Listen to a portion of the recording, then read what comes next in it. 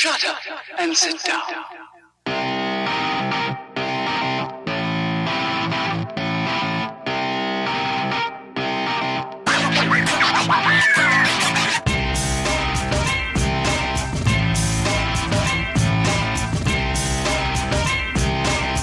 Welcome back to Pop Culture Podcast, episode 213. I'm Adrian. I'm Jeigh. We're back for another week of comic book, TV, movies. I'm going to try to do some games because we didn't talk about games last time, and I said we would. Yep. And something to drink. I have at some point a real quick podcast tangent I want to go off on. We can go down that one. I do want to ask you about. Yeah, okay. And that's what I want to talk about. Okay. Okay. So what are we drinking? So those of you who can't see this, it starts orange and ends up reddish. Yeah. So in 2 days, there's an event happening. There's a very American event happening. It is called Cinco de Mayo. That's right. Now, for those of you who are not familiar, and I'm sure I said this last year, so I'm going to say it again. I think this is our third year saying this. Ole. Yeah. Cinco de Mayo is like St. Patrick's Day. Like, Americans love it. Absolutely. It is not celebrated in Mexico outside of a small village because all it was is they won a battle they didn't think they were going to win against the French. Big for morale. That's it. Yeah. It's not a national holiday. It's not the Mexican independence. It's none of that garbage. Yeah, it means pretty much nothing. Except Corona sells a shit ton of beer. That's all it means. Everyone does. Like, Mexican bars are going to be packed. Yeah. Especially with the fact that it's on a Friday. Oh, absolutely. Oh, it's off the hook. It's done. Off the hook. So I decided to go with a Mexican drink that's not Mexican at all. Okay. The Tequila All Sunrise. right, that's where I knew this was going. So it is made famous by the Rolling Stones in the 1960s, created in Baja, California. Nothing to do with Mexico. Other than it was in close proximity to Mexico. Correct. There was a Mexican guy that made the drink. That's I don't even know if it was a Mexican dude. I'm just thinking Baja. Maybe. So Tequila Right, Sunrise. Here we go. Oh, what's in it? So Tequila Sunrise is 3 ounces of orange juice with 1.5 ounces of tequila and then a 1/2 ounce of grenadine. Okay. And that's what gives it the appearance of the sunrise. Tastes like America. That's American. Cool. Are you doing anything else to celebrate the big non-holiday? Not that I know No. of. I found out an hour ago that I'm hosting people at my apartment that day. Oh, it looks like I'm going to your apartment that right? day. Okay. Uh-huh. So, I mean, if you want to, you can come. It's just going to be the wife's friend and her husband. Do you want to come hang out here? I'm thinking about it. Yeah, that's fine. I'm probably going to be in pajamas watching TV. Yeah. So Yeah. you're welcome to come here. I'll order wings and make Mexican food. Nice. Oh, you know, that's not true. I was going to make chorizo for dinner. Oh, fantastic. I love chorizo. Good chorizo. Now it gets real sweet towards the end there. Yeah, it's all the grenadine. Yeah, I thought it would mix in a little better when you No. drank it. No, because it's different viscosities between Yeah. that and the... Yeah. So, anyways, let's get into what we've been watching this week. Sure thing. What have you been watching this week? All right, so my TV watching was a little bit lighter than usual. And as we talked about last week, that's going to be kind of a normal thing during baseball season for me this year. Mm-hmm. So Saturday and Sunday, I watched the Brewers games. Okay. Yeah, go ahead. You guys, We were doing great for like a day and a half. you were riding real high. At one point, we were tied for first place in That's the right. division, which drives me crazy because percentage it was still two thousandths off. But anyways, but I think we won. I'm trying to remember now. We won Saturday and lost Sunday, I think, or the other way around. But I definitely was taking advantage of that. Actually went out and did a bunch of stuff Sunday and I made sure I was home just in time to turn the game on. Nice. So, watched those games, and then Supergirl, Flash, Voice, Pretty Little Liars, Adam Carolla and Friends Build Stuff Live, Big Bang Theory, Riverdale, the season 2 finale of Outsiders. Oh, okay. I fucking love that show. And I'm sitting here, I'm watching this, I'm like, how is this show on TV? Because who watches WGN? Like, nobody. Like, everybody in Chicago. well, yeah, but I mean, like, about it. outside of that, and then I watched those 2 episodes of Bob's Burgers from last Sunday. I haven't watched. Okay, so you haven't watched Thelma and Louise. Please accept Louise is Linda. No. Thelma and Louise, but Linda is Thelma. or Thelma is Linda. Yeah. Yeah, something like that. So I watched those, and then Saturday night I was super hungry but didn't want to go out and buy any food. Sure. So I just watched a bunch of other videos from the First We Feast channel. Oh, okay, interesting. I did that last night on YouTube. So have you watched any of the Sean in the Wild episodes? No. Okay. No. So most of these are still Sean. Yeah. He seems to be like the First We Feast guy. But like there's an episode where he goes out and he tries a bunch of pepper infused beers, which is interesting. And there's another episode where he goes out and he tries to find like the best New York style pizza in Brooklyn. So he goes out to a couple different places. So it's him. He has a theme, and then you see him going and exploring, which is that's kind of cool. Yeah. So that was cool. And then there's another one that was food skills or cooking skills or something like that. And it's just like quick 1.5, 2-minute videos about here's a type of food and here's how it's made and here's the best place to find it in New York City. Because I know I tried to watch the one where he sits down on the couch with the Asian woman. Oh, yeah. So I've only seen that one episode of that. Yeah, can't get behind that one. No. And then I watched some different, just generic, complex cooking stuff on the First We Feast, but not any of the Sean ones. Okay. So my original goal when I sat down was to watch more of Beat Bobby Flay. Oh, because I've only ever watched the first 3 episodes. Okay. But it's not on Netflix anymore. No. So I was like, well, fuck. And I was having problems with my my Kodi box. Still? It's fixed now. It's just there was like 2 days where for whatever reason it just wasn't working. I think it was my actual router that was having problems. But so that's why I watched the Hot One stuff. So that's what I watched. But like I said, again, more reason to cut out Netflix because like you said, shows are just leaving. Yeah. Beat Bobby Flay, gone. Yeah. They didn't even have a full season. Oh, when really? they had Beat Bobby Flay, they just had a compilation. They just had like 13 episodes that was a compilation of the 5 seasons or whatever. Oh, I didn't even know that. Yeah. So the 3 episodes I've watched probably aren't even like episodes 1, 2, and 3. They're not consecutive. Nope. They're just compilations or some of the best ofs. Well, I will be watching that because I got the wife's mark of approval of, I don't watch that show. I don't know what you're talking about. Good. Done. I'm not going to remind you that you did because that means I can watch it. I love Beat Bobby Flay. Yeah. I thought it was a great show. I do have a couple questions for you about some of the things that you watch. Okay. You mentioned Flash. I have not watched last night's episode yet. Okay. And I almost had it spoiled for me earlier today. Then I'm not going to say anything because I read the big reveal and I rolled my eyes real hard. I'm assuming I'm going to do the same. Yep. But I do want to watch the actual episode. You mentioned one other show. Shoot. Supergirl, Flash. Nope. What the hell? Voice, Pretty Little Liars. Voice, thank you. I haven't watched that episode yet either. What Are you talking episode? about the controversy of last night's episode? So that's what I was going to ask you for some clarification. I know Alicia Keys is leaving the show. Okay. That was announced this morning. Okay. What happened yesterday? What controversy? What is so this? the only again, I didn't want to read too much into it because I haven't watched it yet. But from what I can tell, there is the person that got eliminated. The majority of fans are saying they didn't want that person eliminated, but it's elimination by fan vote. So I don't know if it's just that there's a very outspoken portion of fans that are like, Sure. that's not who we voted off. But the majority, Trump got enough votes to become president, but there's this very outspoken, and I know there's that weird electoral. I think it's funny that you went Trump. I went Marvel Comics, where they have this outspoken, we love, Squirrel Girl, we love Squirrel Girl. We didn't, Marvel Comics, why are you canceling it? Because you guys are all talk and not show. And that's something that we talked about a lot on the show. Is the voice might be the same way. Saying things, but their actions not backing that up. Right. So I'm going to be watching those episodes tomorrow night or tomorrow afternoon after I get home from work. So I'll figure out exactly what it is, and then I'll read the news stories. Okay, cool. So I might throw some up on the Twitter or the Facebook about it. My watching is also pretty limited. I've been again reading a lot, and I got some games to discuss. Okay. Plus, like you said, baseball season's back. Yeah. So for those of you who don't know, that's 166 games. Fuck yeah, it is. And we're only 25 in, depending on the team. Yeah. So this goes until September. Yeah. And then October is the World Series. Right. On top of that, we just started the second round of the NBA Finals. So Golden State played the Jazz last night.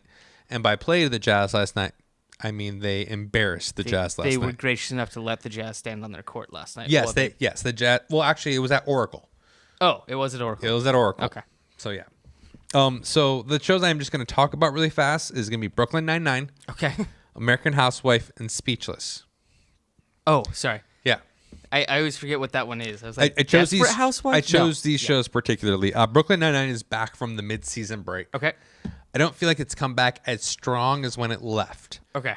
And then I was thinking about this, and I don't know if I've talked about it on air. I think that happens to Brooklyn Nine every single season after the mid-season break. I feel like you've mentioned that before. Yeah, because this is season 4 now? 5? Season 4 or 5, yeah. And it's the same thing. We come back from that mid-season break, and I'm like, you guys really... Oh, I see you're building, and now it's amazing. Right. Yeah. So you don't watch this show, if I'm not mistaken, correct? That is correct.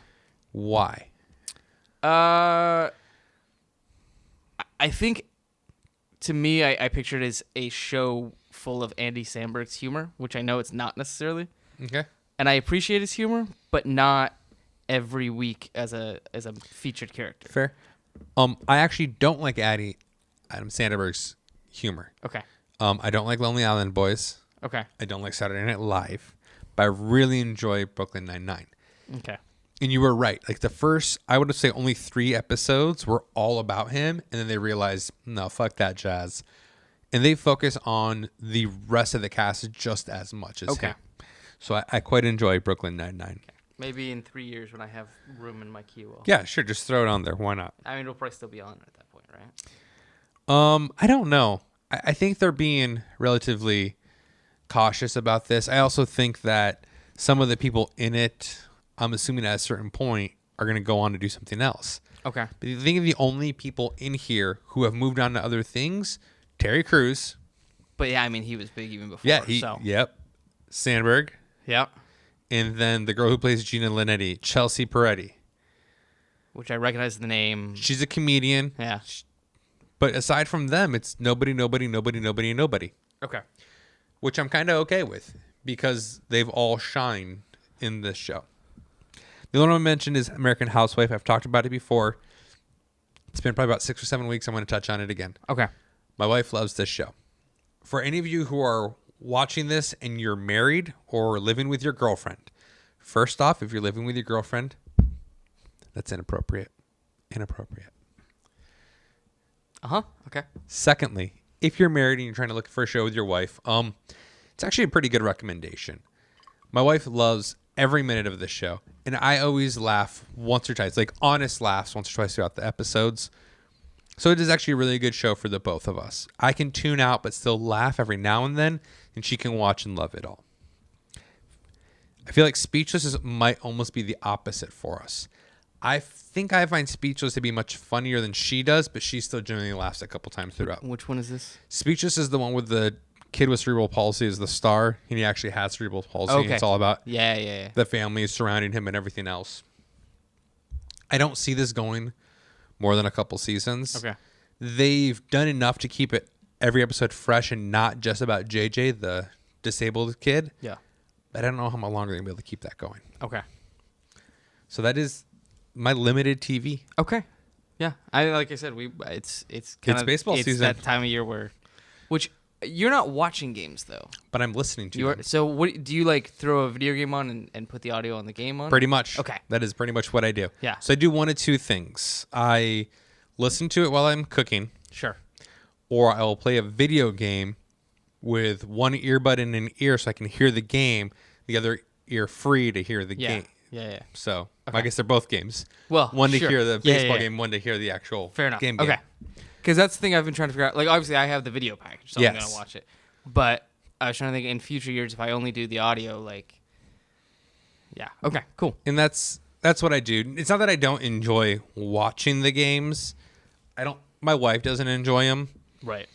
So, and she'll watch every now and then, and she'll watch the big games with me, and she'll watch, like, the adversarial matches or the big ones, but she's not going to watch every. Yeah. We're going up about the Pirates for 7 games. She's not watching all 7 games of that. Yeah, I've got to the point, like, my wife will sit down and she'll do her homework on her laptop on the couch while the game's on, or she'll be on Instagram or something like that.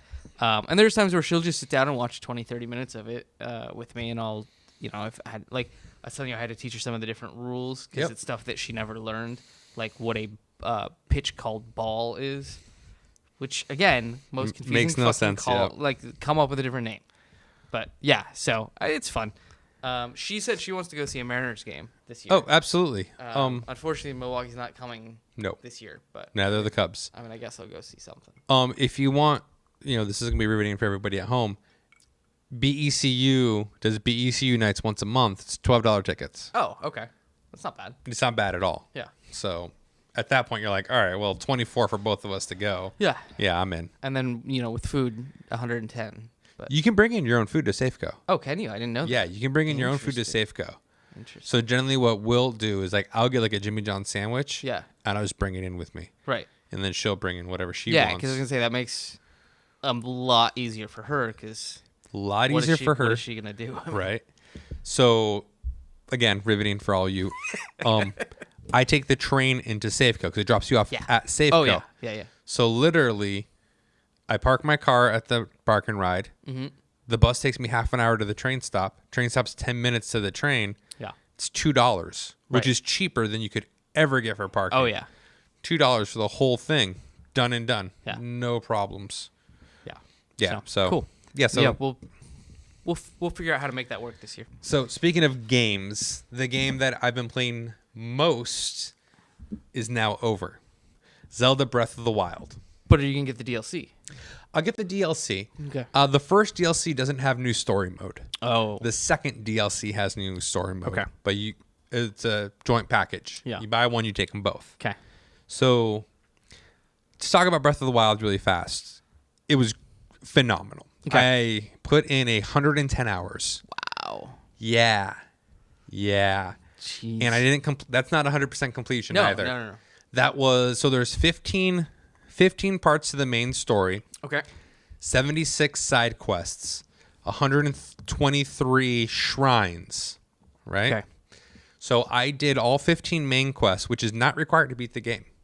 Okay. You can literally ignore every main quest and just go kill Ganon. Really? Yep. Okay. But the more you do, the more story you'll get. Sure. The more background you get, and the more powerful assistance you get in defeating Ganon. Okay. Which was super helpful, how powerful they were. The side quests are all just silly side quests. Villagers need help with this, and we need help with that. The shrines are how you gain more hearts and more stamina. Okay. Also, that's where you get like better armor from, better weapons, etc., etc. So I did 110 hours, which for all the main story quests, 35 side quests, and 87 shrines. Okay. So, yeah. And if you think about it, that game came out a month ago. Yeah. Meanwhile, I've had other games like Final Fantasy 15, which I thought I loved.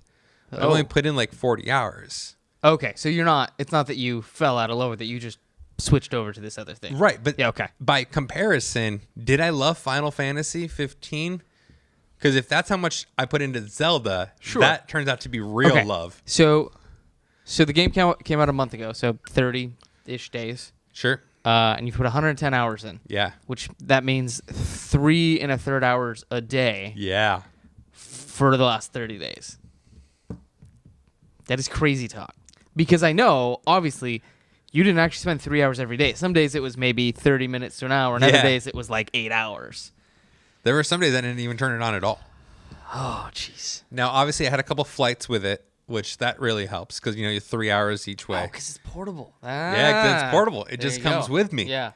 A lot of times I'd have half hour, 45 minutes downtime where I'm like, all right, well, I just got it out. So whip it out and play.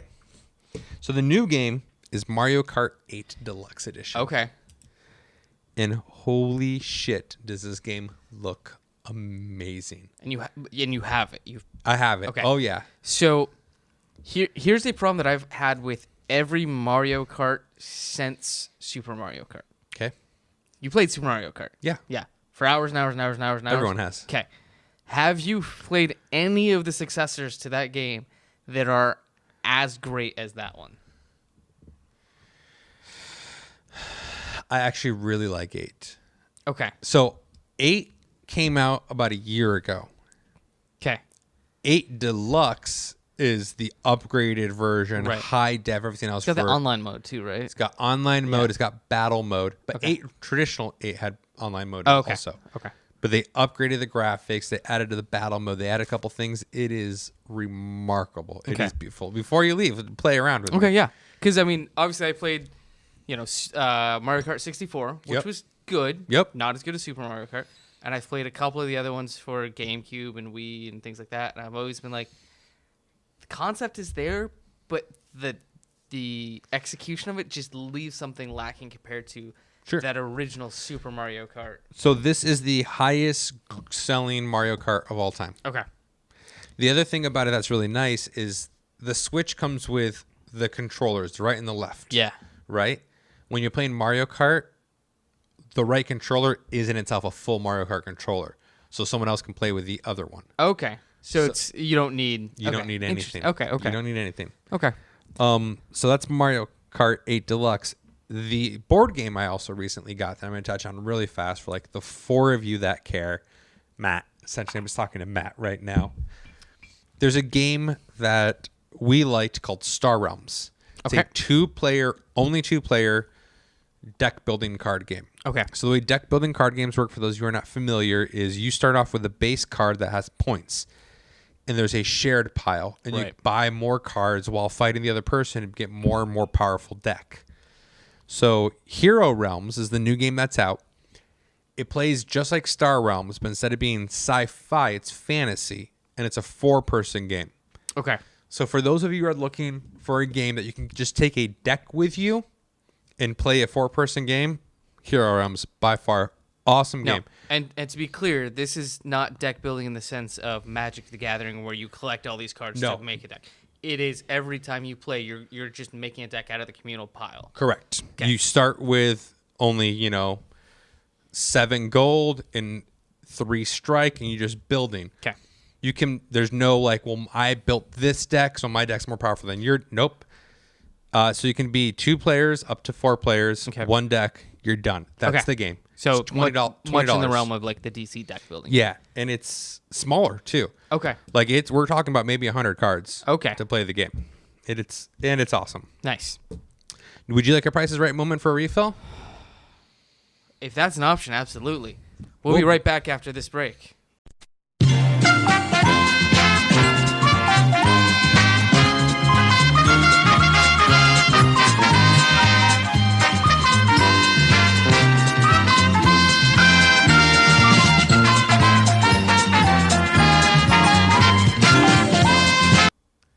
And with that magic, our glasses are refilled. Bam. I actually think that the Price is Right song we play in between was longer than the actual break it took to go get that. Oh, no, absolutely. Because you were smart and preloaded these. Sure did. Yeah. Preloaded it, just didn't have any ice in them. Yeah. Bam, ready to Done. go. All right, so those are your games. You want to go back to movies? Yeah, did you watch some movies? I watched 2 movies. Ooh, what'd you watch? I watched Keeping Up with the Joneses. Oh! Because I'm like, I might as well watch it now. Yeah. And I kind of agree, it wasn't fantastic. It was kind of meh. I enjoyed seeing Isla Fisher in lingerie. That was a good highlight. Zach Galifianakis was the worst part of the movie. Surprisingly, though, you did not see that coming. It took me like 4 minutes to realize that was him. Because he's, for those of you that are familiar, Zach Galifianakis has traditionally got a big, full, bushy beard. He has cut it down into just like a horrible 90s goatee. Yep. So it took me a minute to realize that was him. But yeah, I mean, I kind of agree with most stuff you said last week. There's a couple lines that were pretty funny. John Hamm, right? John Hamm. Yeah. Was great in it. Mm-hmm. Probably the best out of the 4, in my opinion. I could have actually probably done without Gal Gadot. I feel like any attractive actress could have been in that role and it would have been exactly the same. 100%. That lingerie scene in the dressing room, that whole thing, I was like, that's completely unnecessary. Yeah. But to make up for it, the snake scene. Oh, that was hilarious. That was great. Yeah. That was great. And again, John Hamm sold that scene, not Galifianakis. Oh, absolutely. Him and Bobby Lee. Which, that's the first time I've ever seen Bobby Lee in anything. and I was just waiting for him to shit himself. Like, I thought he was just gonna go with that whole theme. That's his new thing. The guy who shits himself. Like, he sees the snake in Zach's hand and just shits himself because he's so freaked out about it. For those of you who don't know, I know we talked about this. Oh, we definitely talked about it. There was a Hot Ones episode where he shits himself. Yeah. And he's not even like ashamed about it. He's nope. This is what happens. This is my life. So yeah, I mean, 6 out of 10 maybe. Yeah. I think I may have gone 7 on my rating. You guys can check our Twitter feed because, like I said, all my stuff gets put on there. I think I went 6 though. But do you ever need to watch that again? Nope. No. And my wife actually came home and watched she was there for like the last 40 minutes of it. She's like, "The fuck are you watching?" I'm like, "Yeah, I know, but I'm already you're an hour invested into it." So, and the second movie I watched is I actually rewatched Silver Linings Playbook. My wife had to do assignment for school where she had to pick one of these movies, and this is the one we picked, and she has to write an essay on it now. Jessica Lawrence and Bradley Cooper. Jennifer. What did I say, Jessica? Yeah. Sorry. Which I can see why. But yeah, so Jennifer Lawrence, Bradley Cooper, Robert De Niro. Oh, I didn't know De Niro was in it. He plays the dad. Okay. Who is OCD, and he has all these little like good luck charms because he's betting on the Eagles. And then Chris Tucker has a role in it. Oh. And I haven't seen that guy in forever. Yeah, I know, right? Okay. Julia Stiles plays Jennifer Lawrence's sister. And I don't remember what actor plays the sister's husband, but yeah. Decent cast. And I didn't realize Jennifer Lawrence actually won an Academy Award for it. Yes. And Bradley Cooper got his first ever Academy Award nomination for it. So, I mean, it wasn't any better or any worse than the first time I saw it. Okay. But yeah, it's all right. So I'm not missing out by never seeing it? No. All right. So, that's it for me for movies. Did you watch movies? I watched a movie. Okay, what'd you watch? I watched a prequel. It was called Insidious III. So number 3 is the prequel, huh? Number 3 is the prequel. Okay. So 1 and 2 are one story. Mm-hmm. When 1 ends, 2 picks up. Yeah, and you talked about this scene. because you just watched 2 a couple months ago again. I'd seen it before, yeah, but you watched it again. Yeah, it's like scene for scene, it picks up. Yeah, and it's fantastic. 3 is the prequel. Okay. Pretty good. Pretty good by current movie horror standards. Okay. I say that because I haven't been overwhelmed with current horror movies in the past 7 years. So the reason I love that it's like such a, the last 7 years. It's not like the last 6 months or years. The last 7 years. The way horror movies work are cyclical. Right. Where there is a trend in horror movies that stays the trend throughout all horror movies, and then a new one comes in. Right. And then a new one comes in. So remember Hostel and Saw. I was going to say, you had the torture porn movies. Yeah, the torture porn. Yeah. Now you have the paranormal home invasions. Right. Because of Paranormal Activity. Yep. You have, just Insidious, obviously one of them. Mm-hmm. The Haunting in Connecticut's another one. You have all these home possessions similar to Amityville. Right. But it's just the new current thing. Yeah. So Insidious 3 just is another one of those, much like 1 and 2 was. Okay. It was the prequel. It explained essentially not even the heroine of the first movies, but the median of the first movies, how she became the median. Okay. And then also how the red door got opened. Okay. And you find out it's because of her lack of understanding her powers and trying to do too much is actually, she's the reason that it all actually started. Oh, interesting. She's also the reason it ended. And okay. all this other stuff. And it was fine. Like, it was over and I wasn't like, well, I just wasted my fucking time. But I won't watch it again. Sure. I was happy to watch Insidious 1 and 2 again. Those fit really well. I don't need to watch Insidious 3 again. Okay. I really, really want to watch Sinister with my wife. Okay. I don't think she's ready for that. No? Like, Sinister is legitimately scary. Okay. And it's a great movie. I would say that is, of these current genres, Sinister did a fantastic job with it. And the way Sinister worked was Ethan Hawke moved into this house with his family. He found an old 8mm camera. Oh, okay. With some film. And the more he watches it, the more he's seeing this image appear in it, and the more he watches it, the more activity the image is having. He starts boiling it down and researching it, and turns out he's a demon that's worshipped by other people that like blood sacrifices and kills children. But then it all starts happening to his family, so it's all just devolved, right? Okay. Then you find out the videos that he's been watching are the actual families going crazy and then starting to follow him and killing on behalf of this demon. And at the end, when that's what turns out his family, we move on to somebody else who finds the box, but one of the videos is now his family in it. Right. But watching, like, they did a great job with the cinematography, the lights, the story. Like, it all worked real well. They made a sequel, it didn't work as well. I was going to say, I think I remember there being a Sinister 2. Yeah, or, not as good. Okay. But Sinister 1, she's not ready for that. Okay. Like that and Paranormal Activity. And I don't think Paranormal Activity was a good movie. I don't think it was a scary movie. But I think it hits 98% of people in the right spot to freak them out at night. Okay. Sure. So that is it for me. Okay. Real quick, I got another podcast I want to bring up. Yeah. Oh, yes. Which I don't know how I feel about this. Us talking about other podcasts on our podcast. Like, is that like, hey, people stop listening to us and go listen to this other thing? Did you like the other podcasts? I didn't make it all the way through. I actually had a really busy day at work today, so I only got like we can talk about it. 25 minutes in. That means they're not as good as us. Okay. So this other podcast that I just heard about is called Tequila. Mm-hmm. And the whole synopsis of it is there's these two friends who they record the show together and they talk about different things that's going on in technology. This first episode took place right after one of Apple's big announcements, I think last year, when they announced maybe it was 2 years ago. They were talking about the Apple Watch and a refresh to iTunes and things like this. That must have been 2 years ago. I think it was 2 years ago.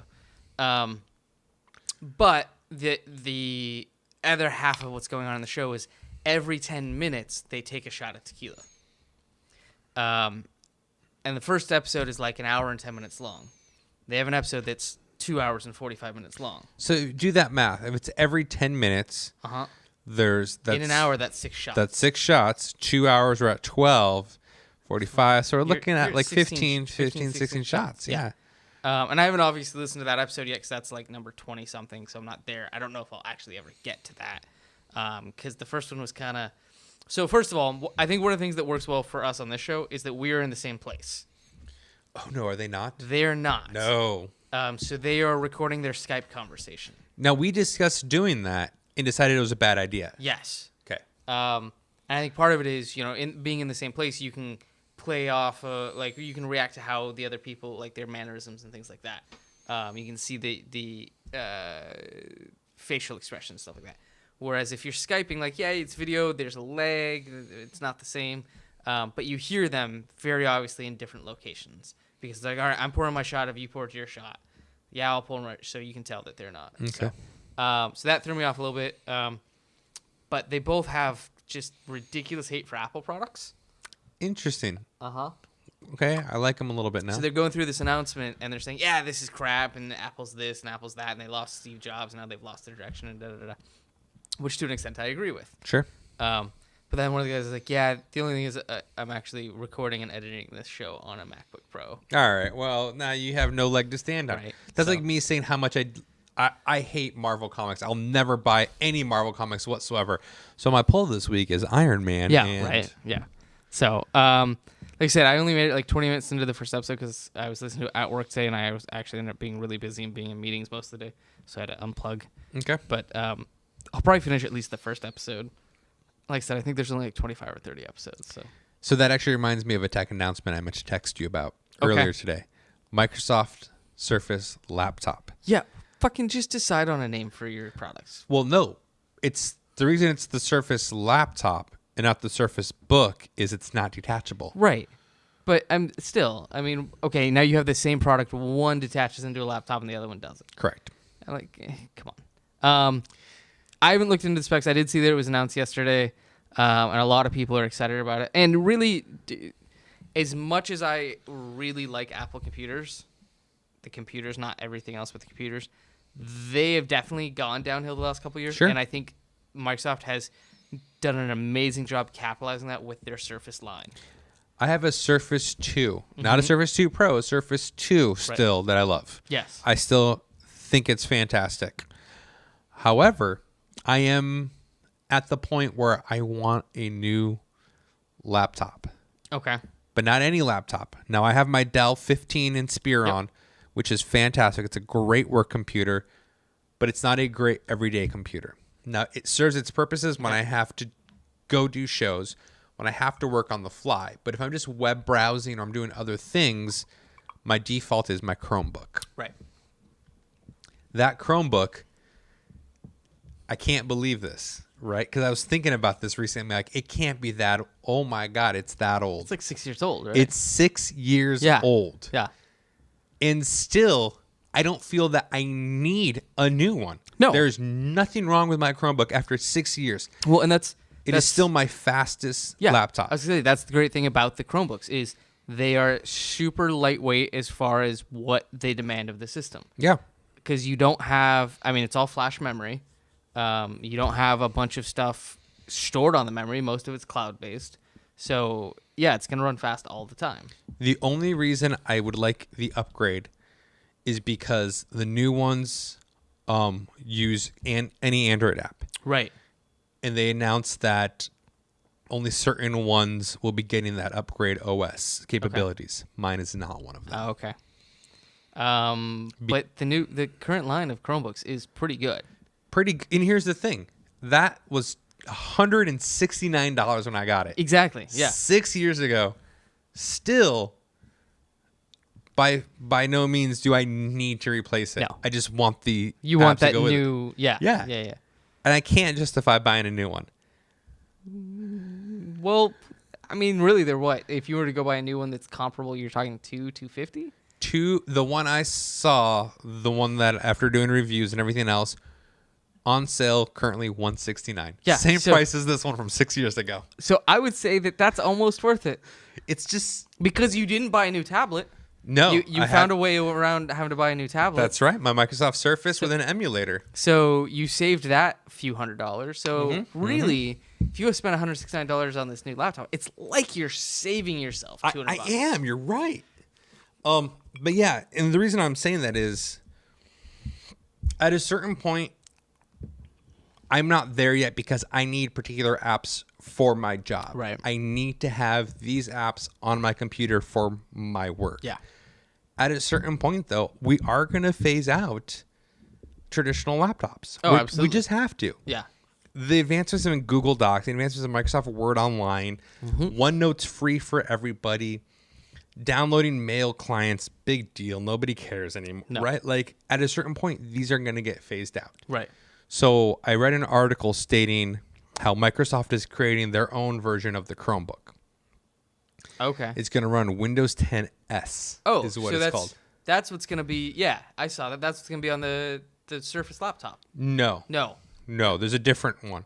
I saw some news story today where it was talking about Windows 10 S being on some new product they're talking about. Yeah, so essentially they're going to try to build their own version of the Chromebooks. Because right now Chromebooks are dominating the educational market. Right. That is their number one. They're cheap and they're cheap. Yeah. They last. You can literally, with 2 clicks of a button, you wipe the entire memory and it's like it's a brand new. I could take out my memory card, hit 3 buttons on my keyboard, and it's done. Yeah. It is a brand new Chromebook for somebody else typing their Google information, and it's over with. Right. And much like your phone, it's not like a traditional hard drive where that memory is still retained and you can do forensics. Right. No, it's flashed. Gone. Yeah. So since they're so popular in schools, Microsoft is now trying to compete with them, and that's what they're trying to build. Okay. So I don't know. I tell you though, if I had the $3,500, I would go buy a Surface Studio right now. Oh, yeah. That thing's fucking amazing. Oh, it's amazing. And that's the first time I've said that about a Microsoft product in 15 years. But it's the same problem I have with the Surface laptop.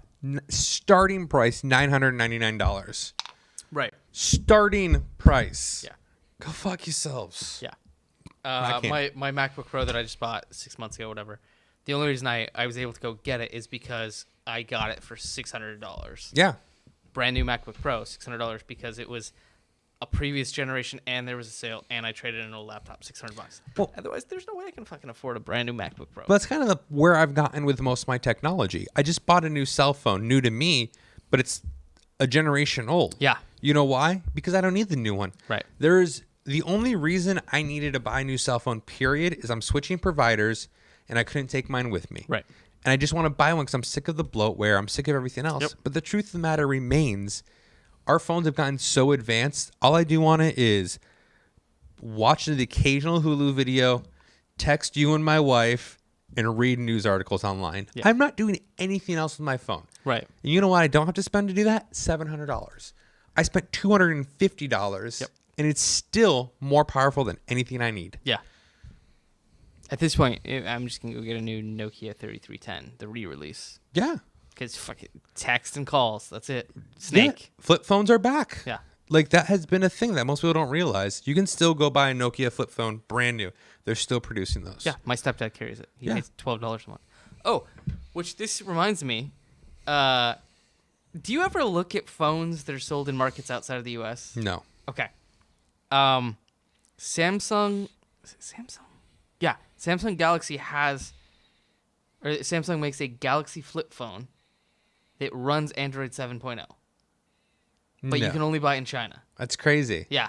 I'll show it to you after. I think it's just called the Samsung Galaxy Flip. Okay. But I'm like, I would fucking do that. Absolutely. Yeah. Remember when BlackBerry put out the Pearl, their flip phone? No, the Pearl wasn't the flip phone. The Pearl was the first one with the trackball. No, the flip phone was called the Pearl something. Okay. Maybe. But anyways, I totally had that fucking thing. You kidding me? No, I was thinking about this the other day. I'm like, I remember my first phone I got when I turned 18. It was a Samsung. It was just when color screens were coming. The candy bar?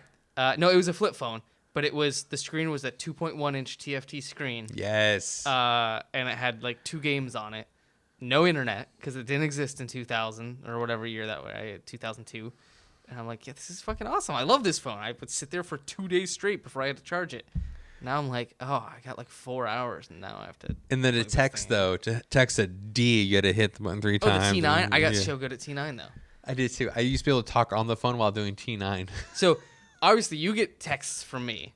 Yes. Because we, like you said, we text back and forth. And you see how shitty my spelling is in texts. Because of my fucking virtual keyboard. It's the worst. Yeah. Back when I was T9, I never misspelt anything. No. I was actually looking at the BlackBerry Android phone the other day. Yeah. When they just came out. Because I'm like, I would almost want the physical keyboard. So, I swear this is the last thing, and then we'll get to comic books. My Samsung Galaxy just updated with a new OS. Yeah. The autocorrect is the worst fucking thing in the world. No, absolutely. I typed nope, and it changed it to hope. Yeah. Like, are you fucking kidding me? Like, that's just ridiculous. When I had my S5, or maybe my S4, I don't, one of the two, the autocorrect would autocorrect properly spelled words to gibberish. And I'm like, what do you, that's not even a real word. No, I send messages to Frigo Brutal with the bad corrections, and then parentheses what it was supposed to say. Because it's just ridiculous. Yeah. All right. What are on your polls this week? What are on your polls this week? So I got 9 books this week. I like it. I got Batman 22. I can't even read my own hand. Oh, Freelance number 2 from Chapter House. Part of the Chapterverse. Green Arrow 22, Green Lanterns 22, Jean Grey number 1, Nightwing number 20, Postal number 20, X-Men Gold number 1, and looping this back to video games, Tekken number 1. Ooh. Now there's a book you're missing. Is there? There is. Oh, we'll get to it because it's going to be my review this week. Motherfucker. First, we have Bane Conquest. Yeah, I didn't go for that one. The only reason I did it is it's Dixon and Nolan. Okay. The guys who created Bane. Oh, okay. Okay.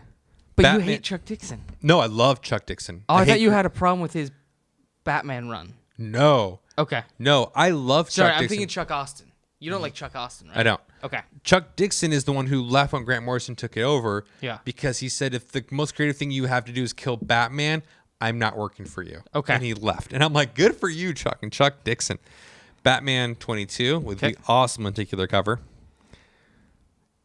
Yeah. Yeah. Nightwing 20. And I'm very irritated by this. Okay. 20 is the first variant cover not done by Jan Piquet. And now I'm like, the fuck is this? Okay. Yeah, that's not a great cover. Not a great cover. So if he's off the variants, I'm off the variants. Okay. Superman 22, Black Bolt number 1, Jean Grey number 1, Secret Empire number 1, Damned by Colin Bunn number 1. Oh, interesting. For only $1. Oh. James Bond Black Box number 3. The trade paperback I got this week was Invincible Volume 23.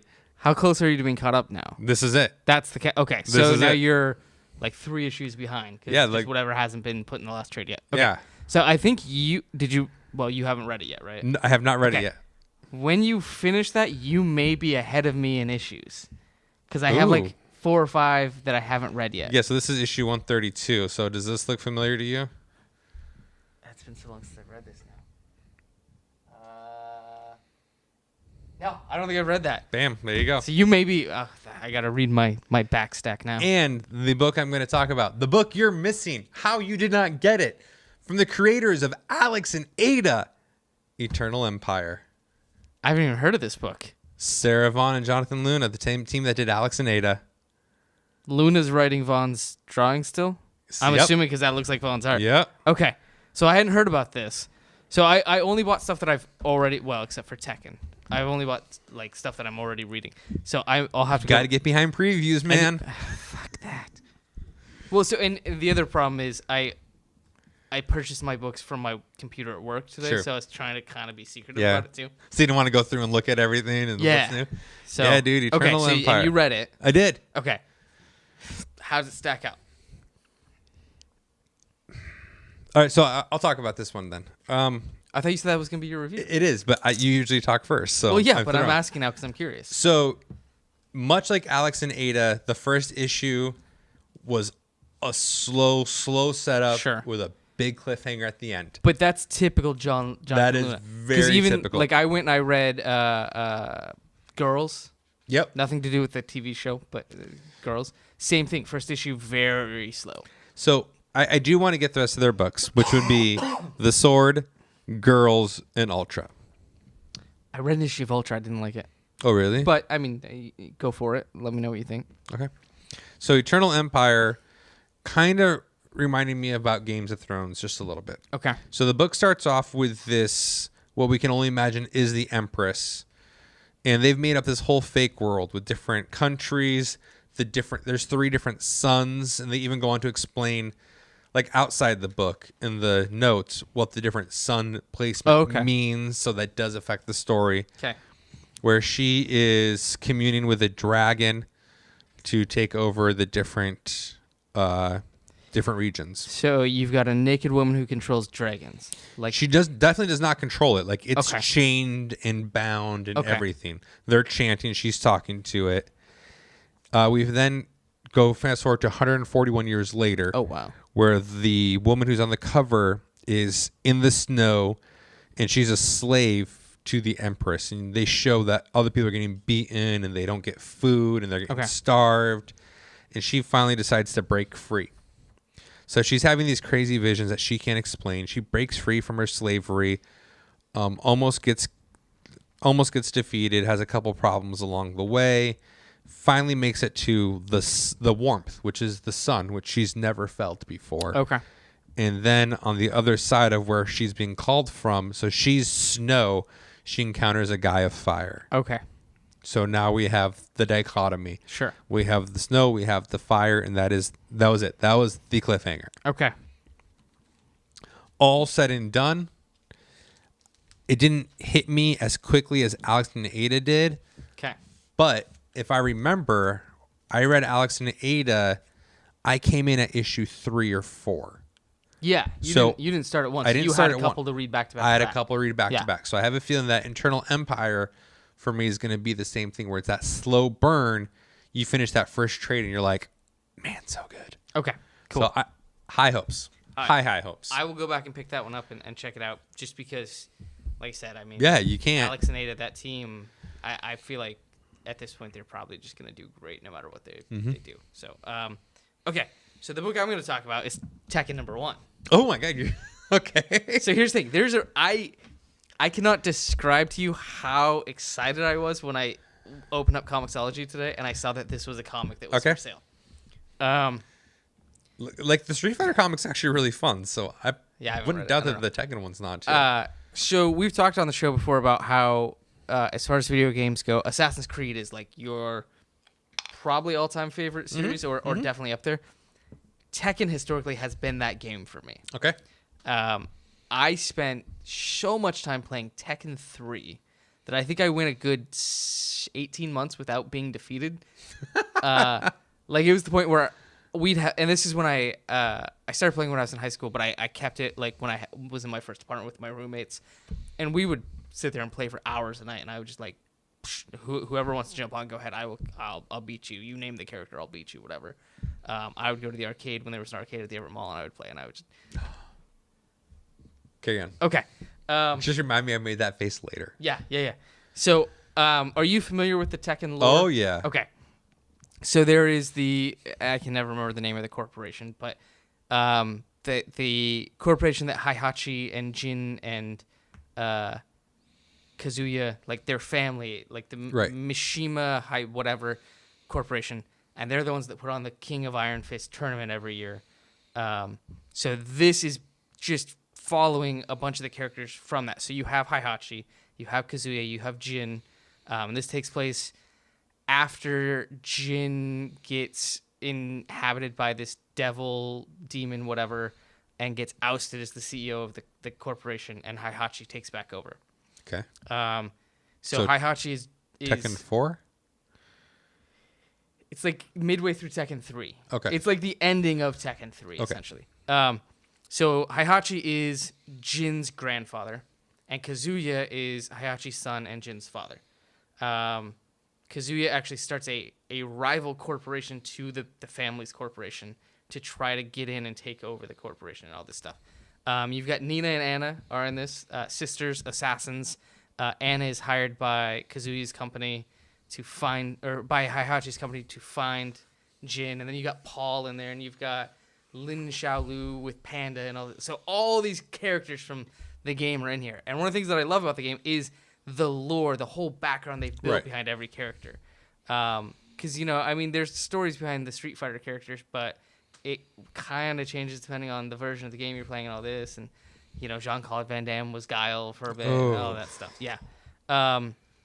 But in Japan, where the games originated, there's whole, books devoted to the characters in the game. Like, the expanded universe is crazy. So seeing that in this comic form now is great. The downside is there's only 4 issues.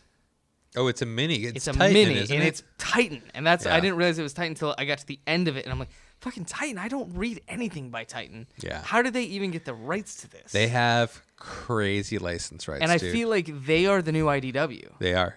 Or Dynamite or whoever, because they've got the Doctor Who comics, they've got this now, they've just got, that's all they're doing is licensed properties. They only do licensed properties. Penny Dreadful, Which Penny Dreadful and Doctor Who make more sense to me, because Titan is a British publisher. But they have stuff just ridiculous stuff. So it's only 4 issues, so that's disappointing. But I am excited to see if this goes over well, if they're gonna make an ongoing, or they'll do 2 or 3 minis a year or something like that. So that's what they did with the Darkstalkers. I'm sorry, It is Darkstalker, but based off the video game, not. Okay, so there's 2 Darkstalker video games. Okay. There's the fighting game with the vampires and the werewolves, and this other RPG. Okay. They did that off the RPG. They did off Penny Dreadful. They always do the mini. If the mini does well, they do an ongoing. And I feel like they just based it off of the British TV model. We're gonna do a series with 6 episodes, and then we're gonna stop for a while. If people want, we'll do another series. Yeah, that's essentially what they do. So, but no, this is really good. You see, I'm excited for issue 2 because they tease even more characters coming in. So, like I said, so far we've seen Heihachi, Jin, Kazuya, Anna, Nina, Jin, or Ling Xiaoli, Panda, Paul, and then you see Yoshimitsu, the weird samurai guy. King is in there, the guy with the tiger mask, the wrestler with the tiger mask. I think that's all the actual characters we see in this issue. But in the splash page teaser for 2, you see Eddie, the Brazilian. I don't remember Eddie. He's the guy with the dreadlocks. He does the Capoeira, yeah. So you see him. I'm pretty sure you see Huarang, which is my favorite character. He's the Taekwondo guy. And you see a couple other characters. So I'm really interested to see how they start pulling everybody in. Interesting. So. All right, I'd be down for that. That's my pick of the week. Awesome. Well, that's it for me this week. That's all I got. Let's go play some Mario Kart 8. All right. Bye. See you.